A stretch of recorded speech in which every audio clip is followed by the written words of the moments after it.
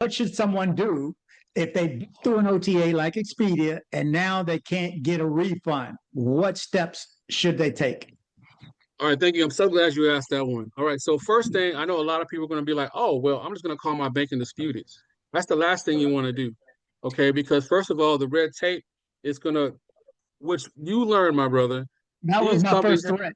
right, these companies have the documentation down. And that's one of the first things they'll say on there.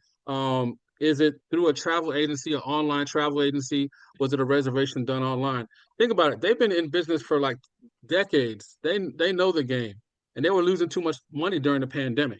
So if you're going that route, you're going to lose. And here's the thing: once you get denied by the bank, guess what happens when that refund, which you could have gotten, comes through? You're going to get denied on that as well. So don't go that route. Don't go that route at all.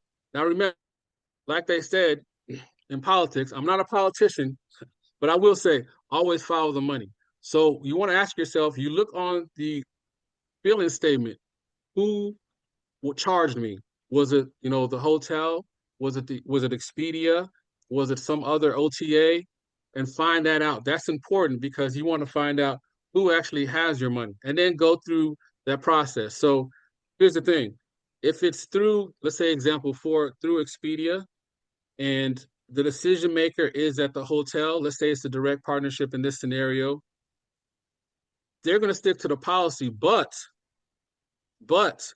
if it's a situation where it's an exception, like in an emergency, you had to go home, something happened with the family, and you talk to the hotel, let's say you talk to Alberto at the front desk, you explain the situation, he's the manager on site, he's a decision maker. Now he said, yeah, I'll go ahead and let them know.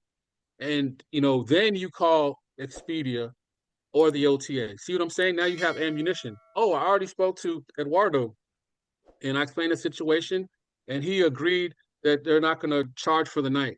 So when he says they're not going to charge, he's not he's not going to charge is Expedia, and that's all Expedia needs to know. So they feel more comfortable refunding you back, right? Because what we said, no one wants to do what in the OTA world, lose twice, right? Unless they're against Rob, then they'll lose as many times as he's willing to go. But other than that, they don't want to lose twice. Keep that in mind, guys. So you want to find out who has the money and go out to them